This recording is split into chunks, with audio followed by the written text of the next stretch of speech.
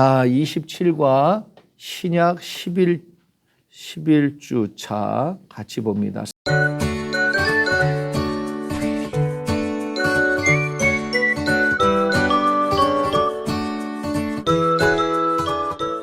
사도행전과 바울의 편지 세 번째입니다.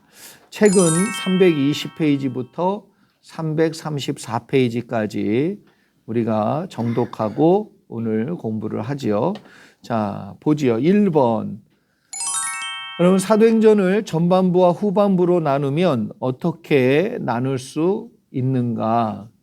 크게 두 부분으로 나눌 때 여러분, 전반부는 베드로가 중심이에요.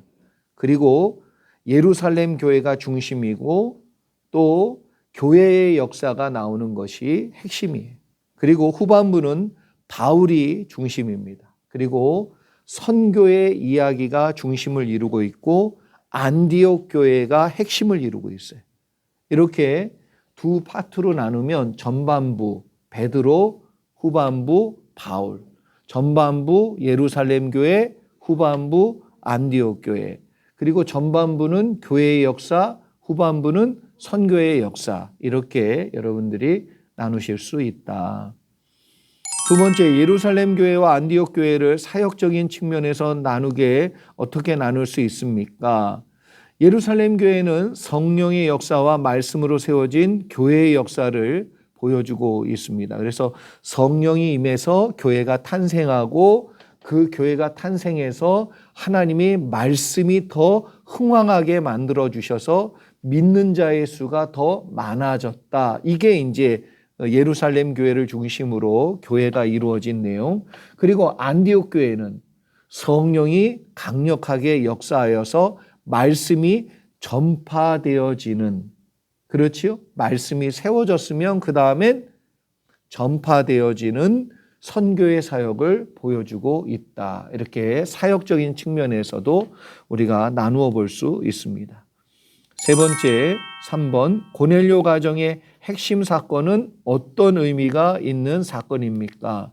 여러분, 고넬료 사건은 이 고넬료라는 백부장, 이 사람의 그 회심, 더 나가서 성령의 체험, 그리고 이 사람뿐만 아니라 이 이방인이잖아요.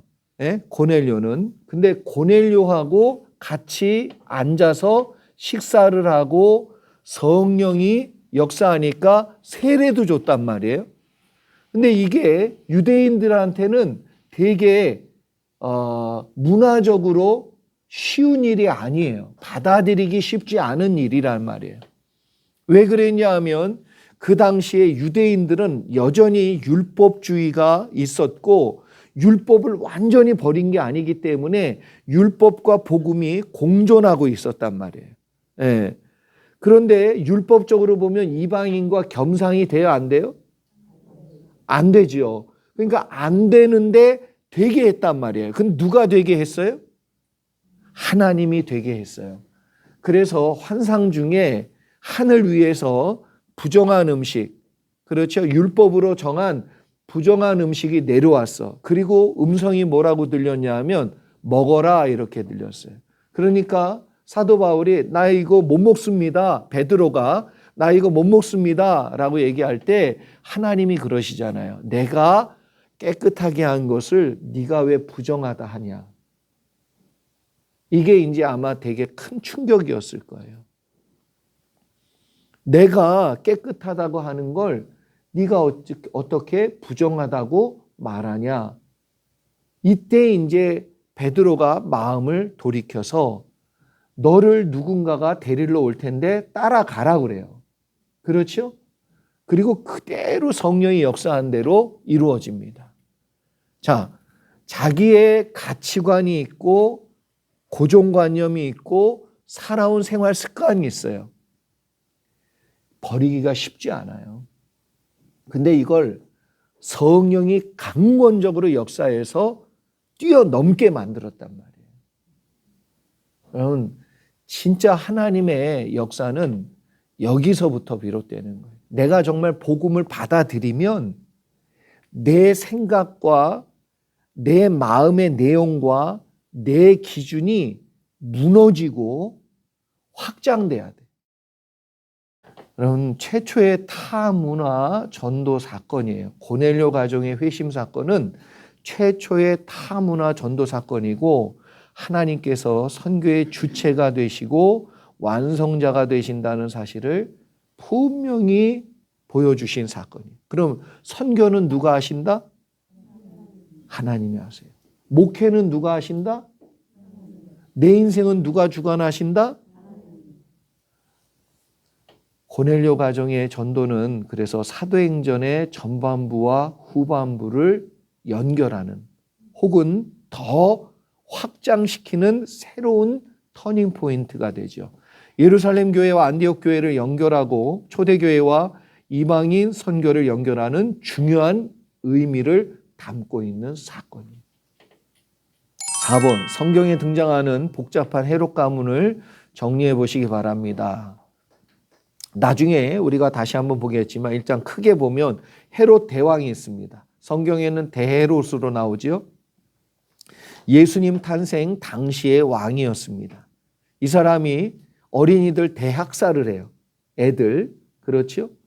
그리고 헤롯 대왕 아들 헤롯 안티파스, 세례 요한을 죽인 사람이죠. 그리고 예수님의 재판에 등장하는 사람이기도 합니다. 그리고 헤롯 대왕의 손자 헤롯 아그리파 1세, 야고보 사도를 죽이고 예루살렘 교회를 박해하고 베드로를 옥에 가둔 사람이에요. 네. 그래서 특별히 여러분 복잡하면 요 세 사람만이라도 기억하셔야 돼.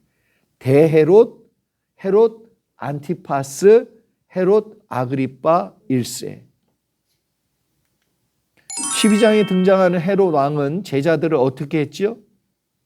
요한의 형제 사도 야고보를 죽였어요. 그래서 사도 중에 최초의 순교자는 누구다? 야고보. 유대인들이 이 일을 기뻐하자 이번엔 베드로를 잡아서 옥에 가둡니다.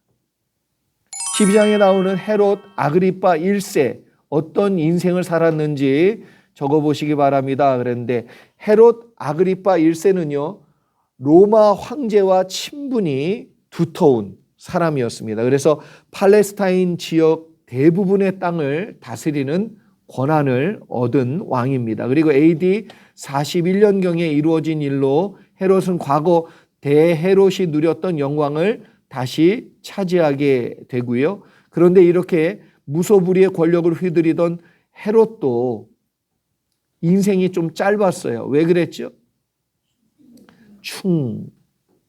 이게 바이러스다, 뭐다, 이런 얘기 여러 학설들이 많은데 어찌됐든 성경에는 충으로 나오는데 이 당시에는 바이러스인지 뭔지 어떻게 알아? 모르죠. 언제라고 그랬어요? 예수님 당시가? 주몽 계속 얘기하잖아요. 고주몽 때에 무슨 바이러스가 있으면 무슨 코로나 이런 거 어떻게 알아? 모르죠. 그러니까 그냥 그렇게 얘기하는 거예요. 모르는 어떤 벌레가 몸을 해롭게 하는 어떤 내용이 몸을 상하게 만들었다. 이제 그렇게 본 거지요. 그리고 7번, 성경에 나오는 헤롯 아그리파 2세의 내용은 무엇입니까?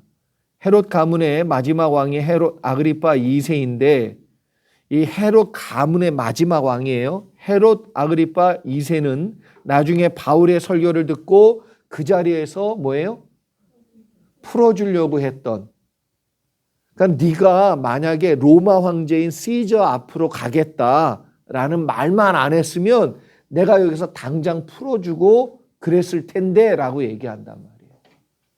자, 8번 13장부터 나오는 교회는 무슨 교회죠? 안디옥 교회가 나와요. 바울과 바나바를 선교사로 파송한 교회입니다. 참 훌륭한 교회예요. 훌륭한 교회. 네. 자, 안디옥이 세워진 이유와 성경상에 나오는 장소는 어디인지 적어보시기 바랍니다. 안디옥 그러면 안티오쿠스를 생각해야 돼요. 누구? 안티오쿠스. 이 안디옥은 셀레우쿠스 2세가 자기 아버지인 안티오쿠스를 기념하여 세운 도시마다 붙인 이름이에요. 이름. 그래서 이 셀레우코스 그 왕조가 여러분 둘로 나눠 프톨레미하고 그래서 셀레우코스 왕조가 위에 세워졌는데 그때의 그 안디옥 지역, 그러니까 그 나라가 다스리던 제국이 다스리던 그 지역에 안디옥이란 도시를 많이 만들었어요. 총 몇 개? 16개나. 그래서 안디옥이 여러 지역에 많이 나와요. 그런데 성경에는 빈번하게 나오는 데가 두 군데가 있는데 첫 번째는 우리가 잘 아는 수리아 안디옥. 수리아는 어디지요? 시리아. 그래서 팔레스타인 북쪽에 있는 시리아, 거기가 안디옥이 있어요. 그래서 시리아 안디옥은 안디옥 교회가 세워진 안디옥이고 또 하나는 어느 안디옥이죠? 지금의 이제 터키 땅에 있는 소아시아 지역에 있는 비시디아 안디옥. 비시디아 지역에 있는 안디옥.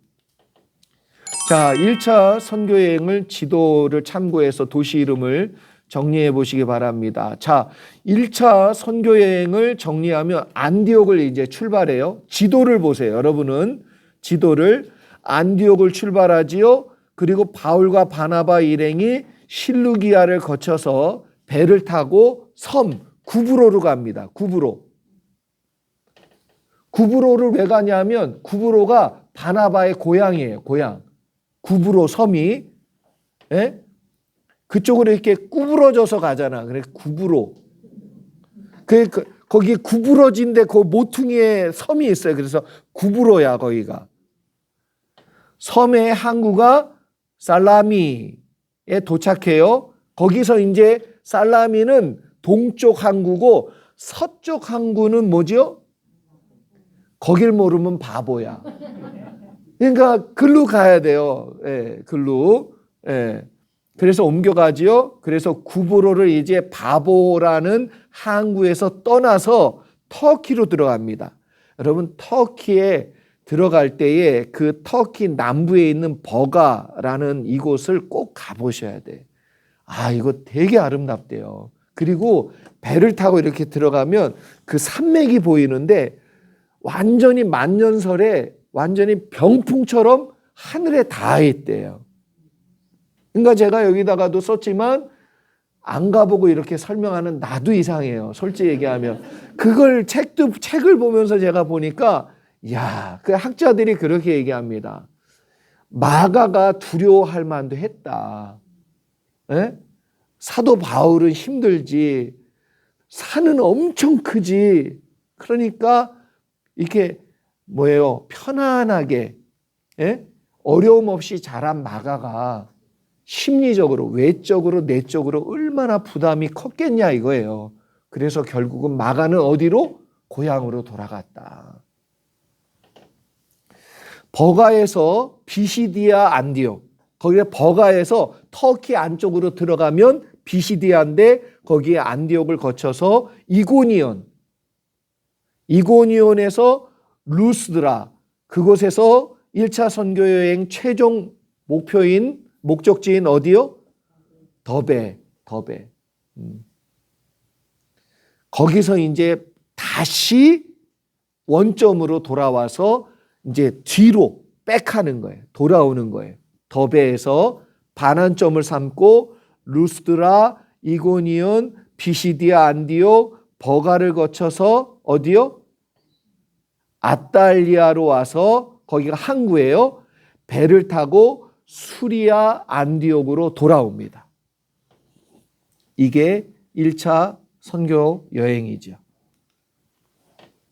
2차와 3차 선교 여행과 달리 왜 바로 안디옥으로 바울은 올라갔습니까? 여러분 2차하고 3차에는 안디옥으로 올라가기 전에 반드시 들렸던 데가 있어요.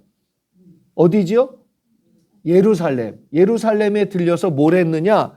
바울이 헌금을 모아서 예루살렘에 전달을 해줬어요. 그래서 예루살렘에 반드시 들려서 그 헌금을 전달을 해줬었는데 왜 1차 때는 바로 안디옥으로 들어갔어요? 수리아 안디옥으로? 네, 아직 교회가 세워지지 않고 후원할 교회를 만나지 못하고 있기 때문에 그래요. 그러니까 첫 번째 행로는 이제 씨 뿌리는 거죠. 씨도 안 뿌리고 거둘 생각부터 하면 안 되잖아요. 그러니까 이제 씨를 뿌려놓고 그 다음에 이제 교회가 세워지고 그들이 또 성숙해져 가면서 헌금을 하기 시작하는. 무슨 얘기인지 아시겠죠? 자, 12번. 1차 선교 이후에 기록된 서신서는 무엇입니까? 뭐지요? 갈라디아서. 여기가 지금 여러분 우리가 아까 본 그 터키, 소아시아 지역이 갈라디아 지역이에요. 갈라디아 지역. 거기에 뭉뚱그려 가지고 갈라디아서를 썼어요. 예. 에베소, 빌립보 이건 다 뭐예요? 도시 이름이에요. 근데 갈라디아는 지역 이름이에요. 지역 이름. 그래서 그 갈라디아 지역에 있는 여러 교회들에게 편지 하나를 보내서 회람해서 읽으라고, 돌려 읽으라고. 여기도 읽고 저기도 읽고 저쪽에도 읽고 그렇게 해서 그걸 읽으라고 보낸 편지가 갈라디아서다. 그래서 갈라디아서를 1차 선교를 마치고 안디옥에서 기록한 것으로 보이는데 어떤 사람들은 또 그렇게 얘기 안 해요. 2차 선교 당시 시작하면서 썼다 뭐 이런 얘기도 해요. 근데 그건 뭐 학자들마다 견해니까 제가 볼 땐 1차와 2차 사이에 쓴 건 맞는 것 같아요. 그래서 2차 선교여행 이후에 서신들이 교회들 가운데 보내진 것은 교회를 세우는 시작 단계라서 지역 교회들이 아직 문제가 발생하지 않았겠지요? 그러니까 서신도 안 보냈어. 격려해 주는 것도 있지만 서신의 내용을 보면요. 대부분 교회가 어떤 문제가 있어서 그걸 어떻게 해결하면 좋을지 또 권면하며 말씀으로 그들을 가르치고 세워주기 위해서 서신서를 보낸 게 많아요. 자, 13번. 15장부터 어떤 서신서와 함께 읽어야 됩니까? 15장 그러면 뭐예요? 갈라디아서. 그렇죠? 왜? 2차 선교 여행 앞뒤로 이제 그 선상에 서 있다 이렇게 생각하시면 돼요. 15장부터. 자, 세계 선교에 자꾸 브레이크가 걸리는 것은 무엇 때문에 그렇죠? 이방인에게도 복음을 전해야 한다는 하나님의 뜻이 분명했지만 아직도 모세의 율법대로 할례를 받지 못하면 구원을 얻지 못한다고 주장하는 유대 그리스도인들 때문에 복음을 들고 이게 참 복음 들고 달려가야 되는데 뭐 이것 때문에 안 되고 저것 때문에 안 되고 이러면 못 가요. 못 가. 복음을 들고 달려가는 세계 선교가 자꾸 브레이크에 걸리죠. 그러니까 선교의 최대 방해꾼은 믿는 사람이 믿는 사람. 15번. 예루살렘 공의회를 통해 결의된 세 가지는 무엇입니까? 첫 번째는 이방인들을 한 형제로 받아들인다. 그렇죠? 이거 되게 중요합니다. 그럼 같이 밥 먹을 수 있다 없다? 같이 밥 먹을 수 있는 거예요. 같이 예배 드릴 수 있는 거야. 예. 그리고 두 번째는 구원은 율법을 지킴으로써가 아니라 오직 예수님의 은혜를 믿음으로 얻는다 이거예요. 그리고 세 번째는 이방인 그리스도인들에게는 율법의 짐을 지우지 않는다. 그러면서 지켜야 될 거 몇 가지만 얘기해. 일단은 뭐죠? 예? 목매어서 죽인 짐승 먹지 않는 거, 피채 먹지 않는 거, 음란행위 하지 않는 거, 뭐 이런 거예요. 이런 거. 예? 그거 빼고는 안 지켜도 된다. 뭐 할례 받고 뭐 하고 그런 거 다 안 해도 된다. 믿음으로 구원 얻는다. 이렇게 얘기한 거예요. 그러니까 얼마나 파격적이냔 말이에요. 이게 여러분 이게 사람의 힘으로 될 수 있는 일이다 아니다? 하나님이 고넬료 사건으로 인하여 여러분 예루살렘 교회가 이만큼 열리게 만들어 주신 거예요. 사도 바울이 오직 믿음으로 구원받는다고 강조한 이유는 무엇입니까? 바울은 과거에 누구보다도 율법주의자였어요. 율법에 철저한 사람이었어. 그랬던 그가 다메섹 도상에서 살아계신 예수님을 만나서 생생한 복음을 경험하고 나니까 그때 뭐라고 표현했어요? 그 내용을 배설물로 여긴다. 내가 이걸 배설물로 여긴다. 예수님의 뜻을 알았기 때문에 율법의 무가치성과 무용성을 주장하지는 않아요. 무가치하다. 이런 건 아니야. 그러나 그게 진짜 본질은 아니라는 거예요. 뭐지요? 그건 몽학 선생과 같다는 거예요. 표현이 그렇잖아요. 여러분, 율법은 몽학 선생이에요. 그걸 알았어, 사도 바울이. 진짜는 뭐예요? 예수 그리스도다. 그러니까 율법은 죄를 깨닫게 해주시는 거울인데, 여러분, 이 표현을 저는 이렇게 표현해요. 율법은 MRI야, MRI. MRI 뭔지 아시죠? 찍어봤어요? CT, CAT-스캔 뭐 이런 거 찍어봤을 거 아니에요. 그럼 찍으면 병이 뭔지는 딱 나와. 그렇죠? 근데 병을 고치는 건 어떻게 고친다? 의사가 고치는 거예요. 그렇죠? 의사가 판단하고, 의사가 결정하고, 의사가 수술을 하고, 의사가 약을 줘야 고치는 거예요. 자, MRI 100번을 찍어도 뭐야? 그렇죠. 죄는 해결이 안 돼요.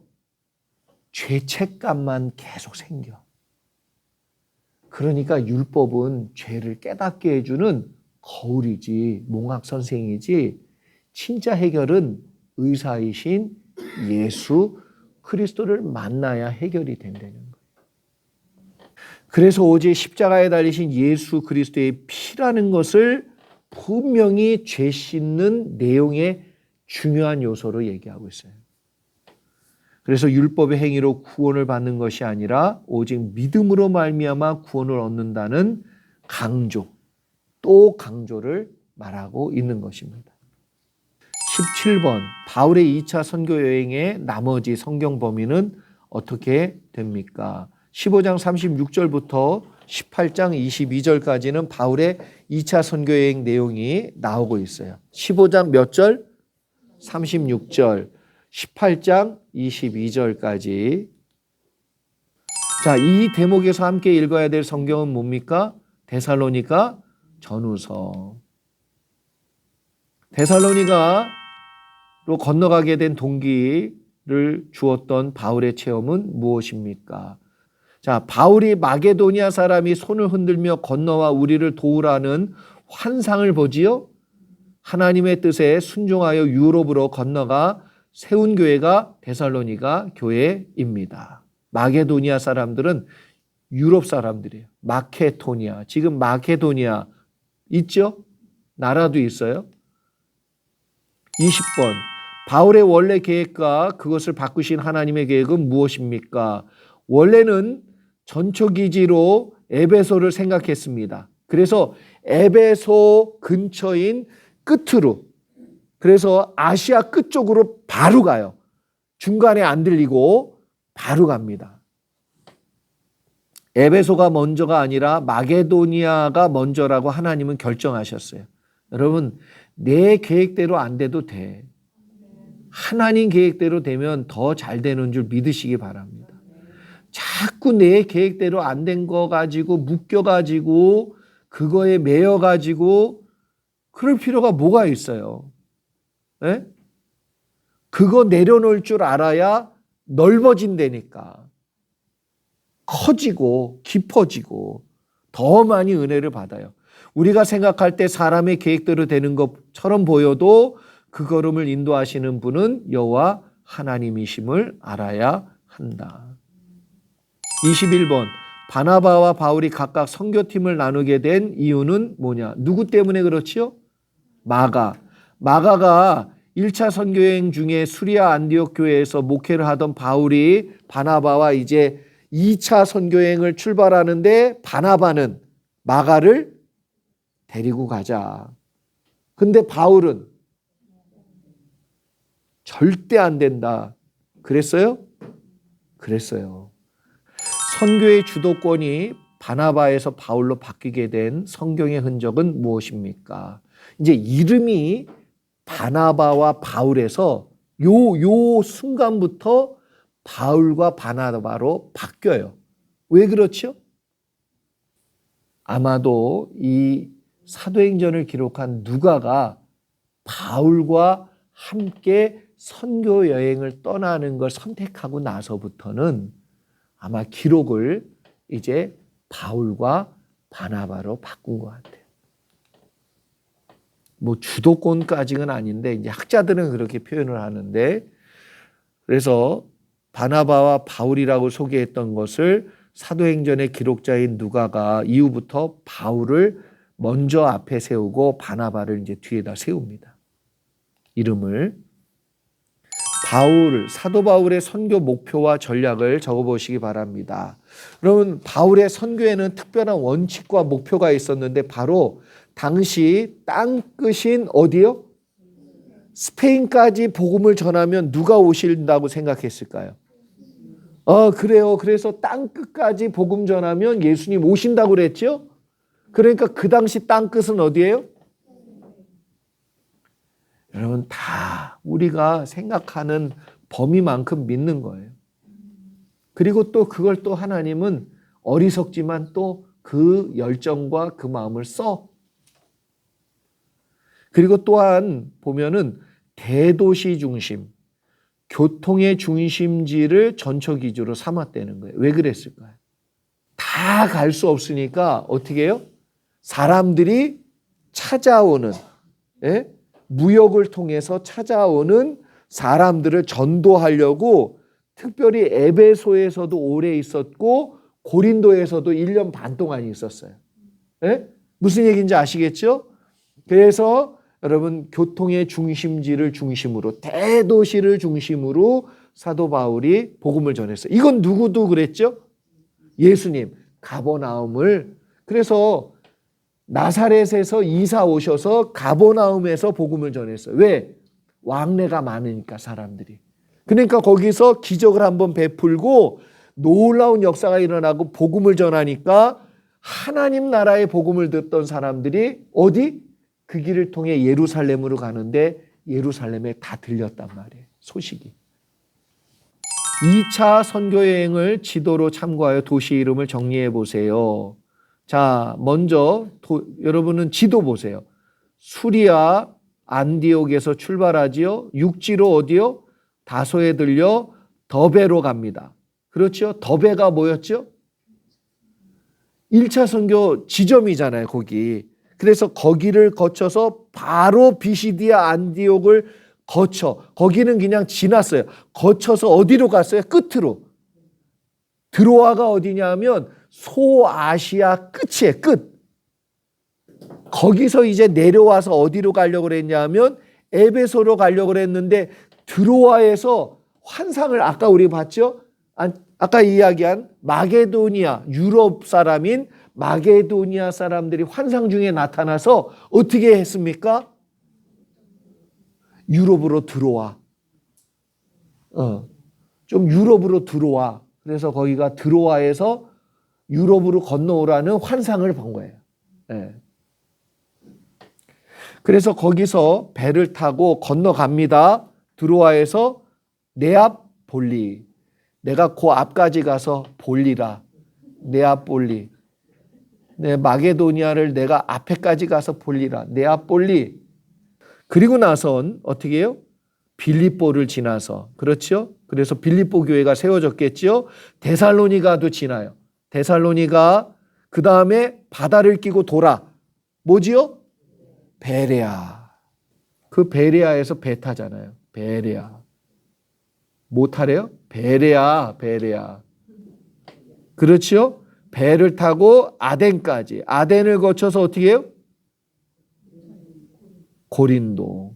거기서 1년 6개월 동안 있어요. 복음을 전한 바울은 이들과 함께 누구요? 브리스길라와 아굴라. 그들과 함께 겐그레아로, 여기서 이제 아까 나온 에베소에 도착합니다.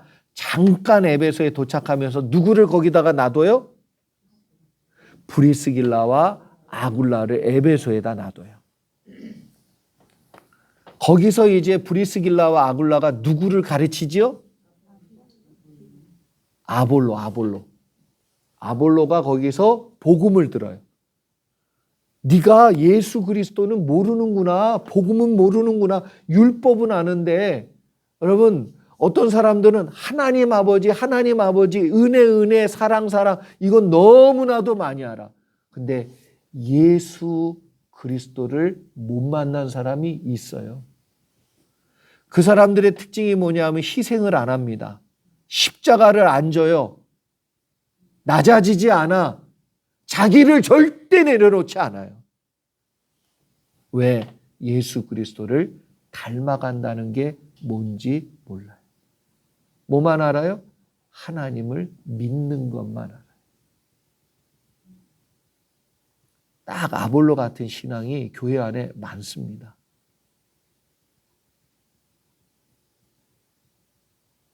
그래서 십자가를 지고 예수 그리스도를 닮아가고 교회를 세우기 위해 희생하고 이런 거 없어요. 그냥 교회 와서 예배드리고 은혜 받고 그러고 가는 거예요. 저는 여러분들이 아볼로처럼 정말 예수 그리스도가 구약의 예언의 성취이고 말씀인 것을, 그리고 예수님을 진짜 만나서 예수님을 닮아가는 믿음까지 되어질 수 있기를 기도하고 축복합니다. 그리고 에베소에서 로도에서 가이사랴로 배 타고 옵니다. 헌금을 예루살렘 교회에다가 어떻게 하죠? 전달하고 나서는 다시 수리아 안디옥으로 돌아옵니다. 그래서 2차 끝났지요? 바울은 고린도에서 누구를 만나 교회를 개척하지요? 네, 아굴라와 브리스길라. 그래서 1년 6개월 동안 그곳에서 복음을 전합니다. 바울이 생각한 선교 계획을 갈라디아 지역부터 스페인까지 아까 말씀드린 대로 1차 선교 구역이 있었고, 그리고 아시아였지만 이제 그게 2차에는 아시아 끝까지 유럽으로 이제 넘어가서 3차, 그리고 나중에는 4차 로마, 그리고 5차에는 최종적으로 땅끝인 스페인까지 이렇게 점점점. 그래서 예루살렘과 유다와 사마리아와 땅끝까지, 이게 이제 사도 바울의 구상이었을 거예요. 네. 3차 선교행이 소개되는 성경의 범위는 어떻게 됩니까? 사도행전 18장 23절부터 나옵니다. 21장 16절까지는 3차 선교여행의 내용이지요. 자, 28번. 3차 선교여행이 시작됨과 동시에 어디로 향하죠? 바로 에베소. 거기에 누가 있죠? 브리스길라와 아굴라. 그래서 에베소를 잘 세우고 싶었어요. 왜냐하면 순서는 다르지만 아시아의 전초기지 어디죠? 에베소. 유럽의 전초기지 고린도. 그 다음에 아주 세계 선교의 핵심 지역 로마. 그 다음에 땅끝 스페인. 이렇게 가려고 했단 말이에요. 그래서 에베소가 전략적으로 중요한 위치인 것은, 여러분, 과거 주변의 열강들이 소아시아 지역을 점령할 때 대부분 가장 먼저 어디를 점령했냐면 에베소부터 점령했다는 거예요. 에베소. 거기가 핵심이기 때문에 그래요. 관문. 왜 일본도 그렇고 중국도 그렇고 몽고도 그렇고 대륙으로 올라가든지 해양으로 뻗든지 항상 우리나라부터 잡아먹잖아요. 우리나라는 그래서 수없이 침략을 많이 당했어. 왜? 가교이기 때문에. 가교. 길목이기 때문에 그래요. 길목. 이스라엘도 길목이에요. 애굽에서, 아프리카에서 유럽으로 그리고 아시아로 뻗어가려면 육지로 갈 수 있는 유일한 길은 어디냐? 이스라엘. 반대로 유럽이나 아시아 쪽에서 뻗어가려면 아프리카로 당연히 건너가야 이스라엘. 그러니까 침략이 우리나라처럼 많을 수밖에 없어요. 많을 수밖에. 그래서 아시아 여러 지방들 루시아 그리고 카리아, 무시아, 부르기아 등을 이어주는 중요한 다리 역할을 하는 곳입니다. 이런 이유로 바울도 어떻게 했어요? 이렇게 다리 역할을 하는 지역은요, 상권이 무역의 활성이 아주 엄청 잘 되는, 그래서 모든 물건이 다 여기로 오는. 바울은 다른 지역과 비교할 때 대단히 오랜 시간 에베소에 머물러요. 고린도는 1년 6개월, 1년 반, 그리고 에베소는 3년. 예. 기억하기 좋지요? 예? 그래서 에베소는 3년, 고린도는 1년 6개월. 공들인 만큼 사랑도 많은 거예요. 3차 여행 순서를 안디옥부터 예루살렘까지 지도를 보고 적어보세요. 지도 보세요, 여러분은. 자, 안디옥에서 그 다음에 어디로 가지요? 예? 에베소. 그 다음에 드로아. 그 다음에 이렇게 한번 돈 것 같아요. 예? 그리고 나서 다시 드로아에서 아래로 내려오지요. 그리고 나서 여러분 여기 밀레도라고 보이세요? 예, 밀레도에서 그 다음에 로도를 지나서 바다라 보이시죠? 그리고 나서 두로에서 가이사랴로 해가지고 예루살렘으로 들어갑니다. 이렇게 돼요. 그런데 여러분 가이사랴에서 환상을 보는 예언하는 딸들 만나지요? 그 얘기도 나중에 우리가 합니다. 그래서 이번에는 이렇게 더 넓게 혹은 이미 갔다 온 지역을 다녀오게 되죠. 그럼 에베소에서 왜 드로아로 가서 한 바퀴 돌고 왔을까요? 에베소에서 폭동이 일어났잖아요. 폭동. 그렇죠? 폭동이 일어나서 드로아로 올라가다가 누구 만나요? 디도. 예. 그래서 편지에 대한 내용을 이제 듣고 에베소로 고린도로 가서, 그렇죠? 여기서 뭘 쓰지요? 고린도 전서. 예. 아니, 고린도 전서래. 로마서. 고린도에 가서 로마서를 쓰고 다시 돌아옵니다. 자, 그러면 그 내용들을 잠깐 볼게요. 자, 31번. 유럽 선교의 전초 기디는 어디다? 고린도예요. 이걸 잊지 마세요. 아시아는 에베소. 그걸 생각하면서 읽으셔야 돼. 사도행전 20장을 보면서부터 서신서를 무엇을 끼워 넣어요? 고린도 후서. 고린도 후서 아까 지도에서 볼 때에 어디로? 드로아로 올라가다가 마게도니아 찜에서 누구를? 디도를 만나요. 그래서 어떻게 되죠? 편지의 내용을 들어. 아, 고린도 교회 성도들이 달라졌대. 그때 이제 중간에 뭐예요? 눈물로 쓴 편지. 기억나시죠? 그리고 나서 이제 후서를 먼저 써서 보내.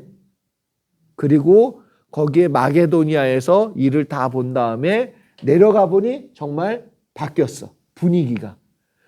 에베소를 나와 마게도니아에 있던 바울이 고린도에 도착해서 느꼈던 감정과 은혜는 무엇이며 그리고 쓰게 된 서신서는 무엇인지 적어보시기 바랍니다.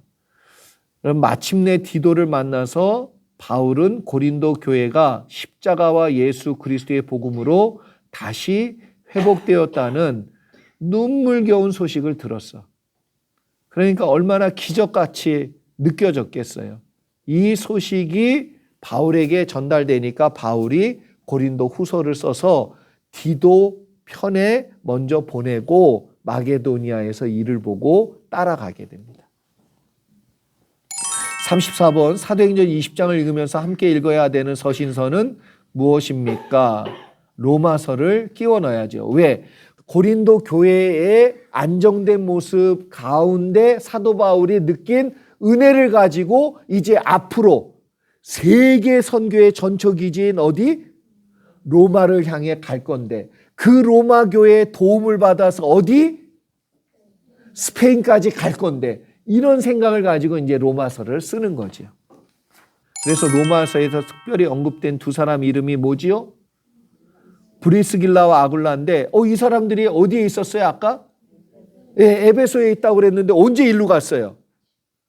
폭동이 일어났을 때 사도 바울도 빠져나왔지만 아마도 브리스길라와 아굴라도 원래의 자리로 이제 로마로 들어가도 된다라는 소식을 듣고 자기들의 원래 캠프인 원래 이제 살았던 지역인 다시 로마로 돌아갔는데 거기서 이제 사도 바울을 다시 만나게 될 그런 마음을 가지고 기다리고 있었겠지요. 자, 텐트메이커 36번. 텐트메이커로 일한 것과 헌금을 전달할 때 동행자가 많았던 이유는 뭐냐? 여러분, 사도 바울이요.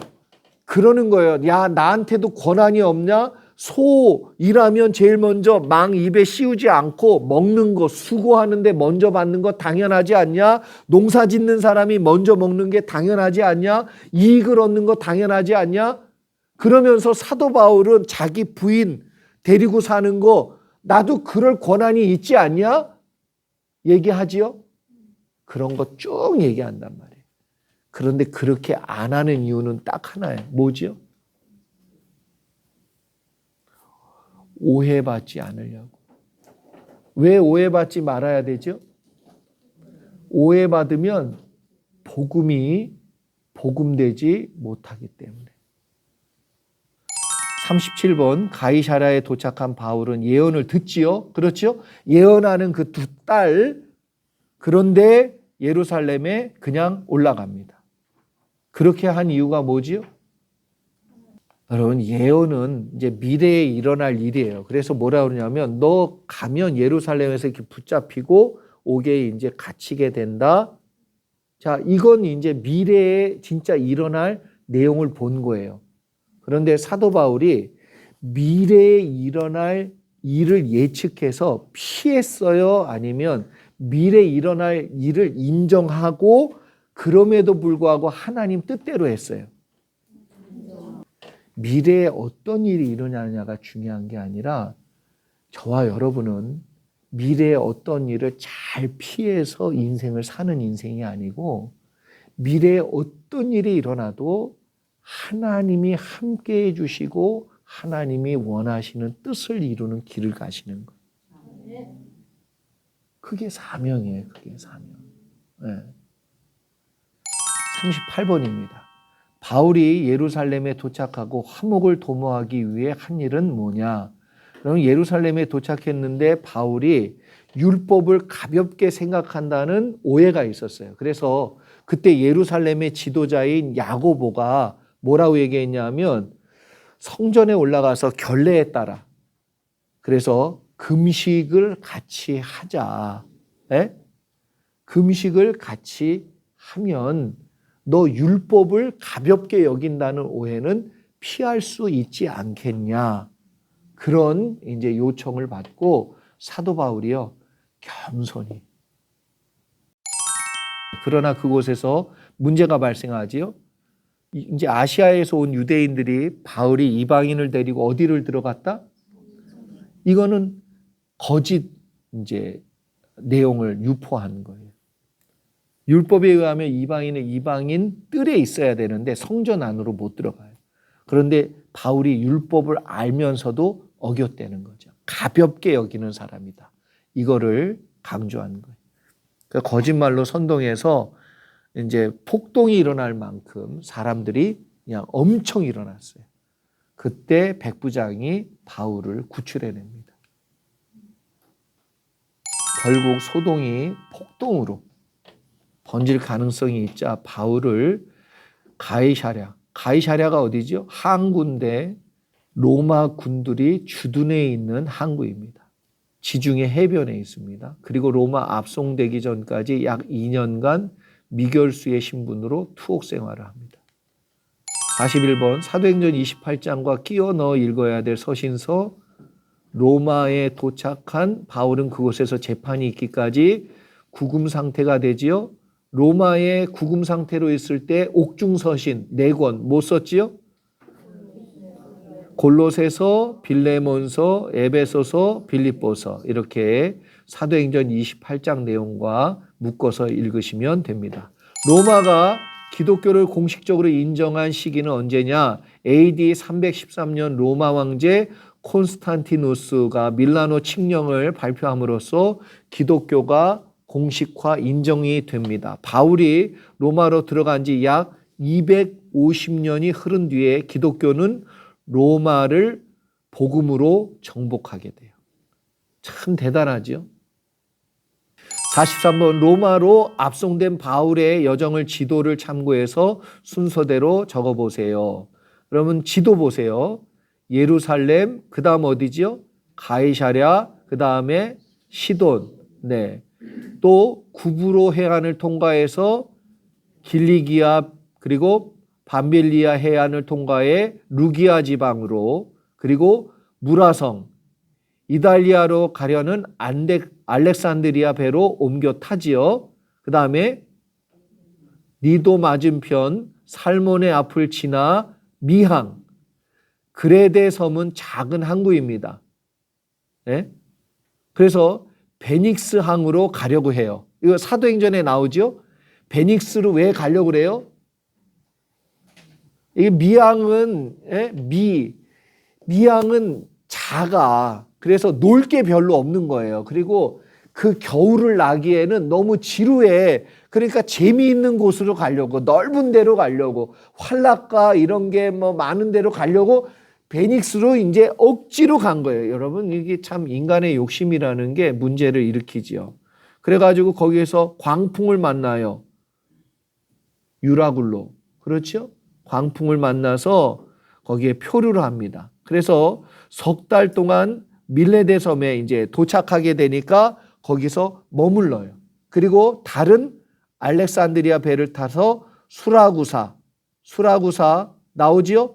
이탈리아 이제 그 시실리, 그리고 거기 그리고 또 뭐가 있죠? 레기온, 그리고 보디올, 그리고 아비오 저자는 뭐냐 하면 큰 광장을 얘기해요. 저작거리, 예? 삼관, 그리고 로마. 자, 1차 투옥된 구금 상태에서 바울이 한 일들은 무엇입니까? 바울이 로마에서 1차 투옥될 당시 구금 상태였어요. 구금이라는 게 뭐냐 하면 가택연금, 거기다 쓰세요. 뭐라고요? 예, 구금은 옥에 갇혀져 있는 상태가 아니라 아직 재판이 이루어지지 않아서 가택연금되어 있는 상태예요. 그래서 집안에 감옥처럼 갇혀져 있다가 잠깐 풀려나요. 그래서 영적인 디모데, 디도, 그리고 마게도니아 지역을 이제 순회하며 옵니다. 그레데 섬에 있는 디도, 그리고 에베소에 있는 디모데 이렇게 만나고 돌아오는데 마게도니아쯤에서 디도와 디모데에게 편지를 보내서 쓴 게 뭐다? 디모데 전서, 디도서. 예. 야, 내가 너희 보니 참 잘하고, 그런데 사람은 이렇게 세워라. 뭐 여러 가지 내용들, 너의 연소함을 뭐예요? 업신여기지 말게 모든 일에 모범을 보여라. 뭐 이런 것들 다 여기에 나오는 겁니다. 45번 1차와 달리 2차 투옥은 어떤 상황이었어요? 아마 이제 내가 죽을 수도 있구나. 그래서 나의 달려갈 길을 다 간 뒤에 나에게 생명의 면류관이 준비되어 있다. 그런 말들을 이제 유언처럼 남깁니다. 이게 마지막에 보낸 편지인데 에베소에 있는 디모데에게 바울이 디모데 후서를 써서 보냅니다. 46번 바울이 선교하며 다녔던 거리가 대략 얼마쯤 된다고요? 12,000마일, 2만 킬로 정도 돼요. 2만 킬로. 2만 킬로면 여러분 그 뭐죠? 뉴욕에서 서울까지. 그러니 그 왕복 거리를 그러면 하루 종일 타야 되는, 비행기 속도로 종일 타야 되는 그 거리를 걸어서, 배 타고. 여러분, 내가 복음을 진짜 사랑한다고요? 내가 복음을 위하여 산다고요? 그러면 딱 하나예요. 복음을 위해 당신은 무엇을 얼마만큼 희생하고 있습니까? 그게 그 사람이 예수 그리스도와 복음을 진짜 사랑하는 크기, 마음이에요. 마지막으로 요만 정리하지요. 자, 기록된 바울의 서신들 보면 1차 선교 여행 끝나고 나서 2차 사이에 갈라디아서, 맞죠? 안디옥에서, 저 안디옥은 어떤 안디옥? 수리아 안디옥. 그 다음에 2차 선교 여행 중에 데살로니가 전후서, 그렇죠? 그리고 3차 선교 여행 때 고린도전서, 후서, 로마서, 그리고 1차 투옥 때 구금되면서 옥중서신, 골로새서, 빌레몬서, 에베소서, 빌립보서, 그리고 4차 때는 4차는 방문이라고 얘기할 수 있어요. 그리고 4차 때는 디모데전서, 디도서, 2차 투옥될 때는 이제 죽겠구나. 그래서 마지막 유서와 같은 말씀을 디모데에게, 영적인 아들 디모데에게 전해준 게 디모데 후서. 자, 정리됐지요? 네. 자, 여기까지 혹시 질문이 있으십니까?